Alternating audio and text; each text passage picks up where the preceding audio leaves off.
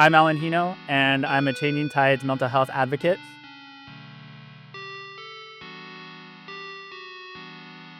So I think it started pretty early on. I lost my father when I was 3. He passed away due to cirrhosis of the liver, which as a kid, it's weird to learn that word, to learn what cirrhosis of the liver means. And so I think growing up, I didn't have like a father figure. I didn't have like a good role model from that regard. And so when I played sports, I kept hearing how emotions are like a sign of weakness. Hearing that growing up, all the way through high school football, especially, right?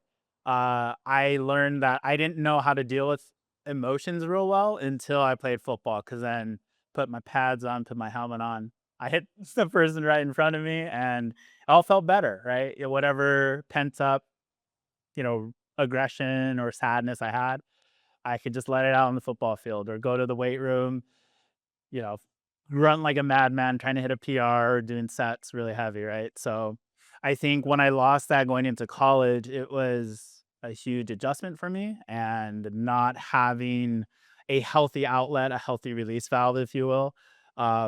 It just really added up. And I'm someone who I used to be very to myself. I didn't talk about stuff. I didn't open up. And I think obviously it catches up with you, right? It's like anything, you let pressure build up, it's gonna blow its lid off. And I got to that point for years. My depression and later on I was diagnosed with anxiety and it kept building up because I would ignore it. I would self-medicate. I would do all the stuff a young kid thinks will help, but ends up hurting you more, like drinking and other things. And eventually it got to the point where I lost hope. I think depression, a lot of people think it's you're sad all the time. But for me, I can only speak for myself, but it was a loss of hope. Every day it gets worse and worse. And I didn't see an end in sight. I wanted the pain to stop. And so I assumed a suicide was unfortunately the only way. When I wrote the note, I think it was over a few weekends or weeks trying to plan everything. I'm a highly anxious person, so my mind went into overdrive of all the things I had to do before that point. So it took a few weeks. It wasn't just something like spur of the moment. When you hit kind of rock bottom, at least at that point for me, it wasn't a decision I took very lightly, but it took some time to get to that point. But by the time I had, wanted to speak to my cousin, it had been a few weeks. And yeah, I got to a point where I wrote my note. I had it all planned out and I spoke to my cousin because she was the only person I wanted to say goodbye to in person. And I had made peace with saying goodbye to everyone else in the note. And thank goodness I had that. I don't know divine intervention, if you will, but she saved my life, and I'm excuse me, eternally grateful for that. Yeah, and you're not a burden to your friends and family, right? They love you. They want you to get better. I myself experienced that. Uh, I didn't want to shame the family name. I didn't want to be a burden to my friends, and I thought by talking about my feelings, I somehow was putting that that onus on them, right? And I felt so like I had to keep it to myself, but that was completely not, it's not correct. My family um was there to support me, once they found out, could not have asked for more supportive friends and family. I wouldn't have a story to tell. I wouldn't have struggled for years had I known, resources like this exist, the telehealth, uh, therapy services, right? The suicide prevention, the training that we offer. It's like all of that is just amazing. I found out about Changing Tides back in 2019, which feels like forever ago now. But uh, I vaguely knew of Cortland Shimada just because, once you get into the community, you kind of see the same people and you kind of interact and you see the same volunteers over and over again. So I knew of Cortland. I didn't really know her though. And for some reason on Instagram, uh, the Changing Tides profile popped up on my suggested or for you page, whatever you call it. And I was like, "Oh, this looks cool," the logo and everything. So I checked it out. Clearly, again, it's something that hits close to home for me. So I sent an email on their website, and I expected, oh, I want to help like push chairs in after events, help clean up, do whatever, right? And I happened to mention, like, oh, I had gone through a lot of mental health struggles, but I want to volunteer. I want to give back.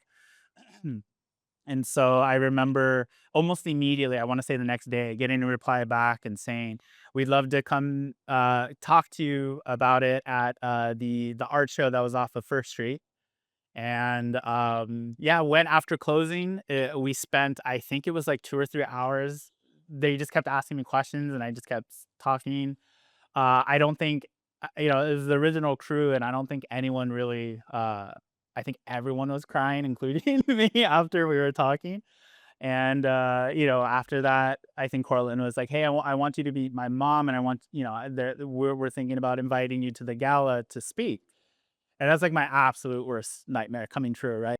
Having to describe when I was at rock bottom, having to describe, my suicide note, all of that was incredibly difficult, but I also am appreciative of Margaret Shimada and Jess and all of those who worked with me on it, because now I'm able to, still in a very stressful, nervous energy, but still talk about it to to as many people as who want to hear it. I know there have been some people who've heard my story 3 or 4 times, right? But afterwards, again reaffirms or confirms that we need this. Again, my mom's generation talks to me about this stuff, right? And kids younger than myself, I have colleagues who have come out and support, and they've also you know gotten to see therapists because of the conversations we had. So ripple effect for me is probably the most impactful personal event that Changing Tides does. It is for suicide prevention and awareness. Obviously, it's a lot of healing for those who have been affected. So, being able to spotlight that sort of event for the community, right? Whether it be family, loved ones, or just people who want to support. It really is, for me personally, it hits close to home because, you know, if if my cousin wasn't there, I would be one of the faces on the banner, you know? Um, and it gets me, every year, tears, ugly crying, but, because there's so much love, support, healing, in that space. And, I've talked to, Ned and Bonnie, and they've all said how important that is for, not just the family, but anyone who comes out to support. Um, I think for me personally, when I hear the parents speak, um, I can imagine my mom echoing a lot of those words. And um, it is necessary to have that, because seeing the hurt that has happened, but also seeing the relationships and the love, the support. I think you get tunnel vision at times, right? When all you focus on is the lack of hope and how bad things are. And that's a spiral that my therapist talks about. You spiral into things because my depression would feed into my anxiety would feed into my depression, and you just spiral down, right? So being able to kick myself out of that, like, it, life gets better. There is hope. My niece and my nephew, getting to see them grow up, develop their own personalities. All the things that come with seeing a child grow from, like, a little baby to, my nephew is now 6, right? So getting to experience all of that for me is top of the list. Something I'm so grateful that I got to experience. saying depression is there is no hope. It will get better.